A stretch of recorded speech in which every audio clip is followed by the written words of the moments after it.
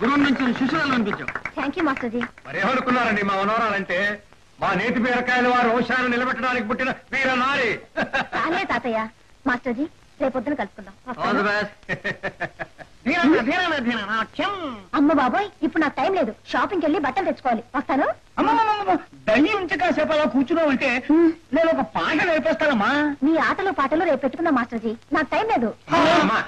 చూడమ్మా, తెల్లవారుజాము నుంచి వీళ్ళిద్దరూ తెలియనుళ్ళు తప్పిపోయిన వాళ్ళలాగా బిక్కమహాలు వేసుకుని అలా నిలబడ్డారమ్మా. కాస్త జాలిపడు.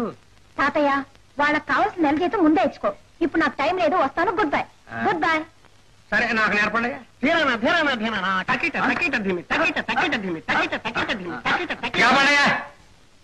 సరే, మీరిద్దరు రెండోసారి టిఫిన్లు కూడా తినడతారా? ఎక్కడ భోజనం చేసిపోతారా? మధ్యాహ్నం భోజనం చేసి హాయిగా చెట్ల కింద నిద్రపోయి, సాయంత్రం ఎండ తగ్గిన తర్వాత కాఫీ కూడా తాగి తమలపాకులు మరీ పెడతాం. సరే, మీరు ఏమైనా తినండి, ఏమైనా మెక్కండి, కానీ నన్ను మాత్రం తినకండి. మా అమ్మాయి అన్నిటా ప్రవీణరాలు కావాలి అంతే. అది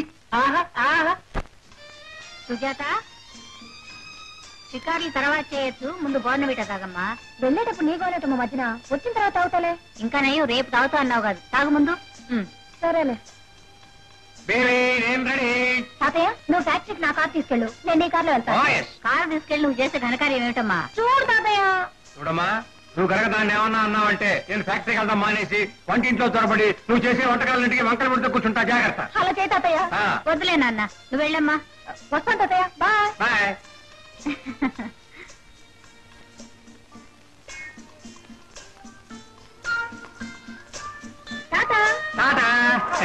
నీ గారం వల్లే అది మరి మొండిగట్టంలా తయారైంది నాన్న.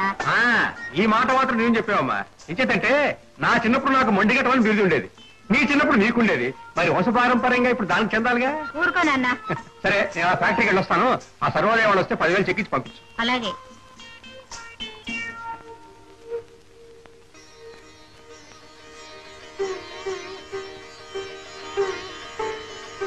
అయ్యో రమ్మా, ఇప్పుడే కదా లేపి వెళ్ళాను. మళ్ళీ పడుకున్నావా? లే.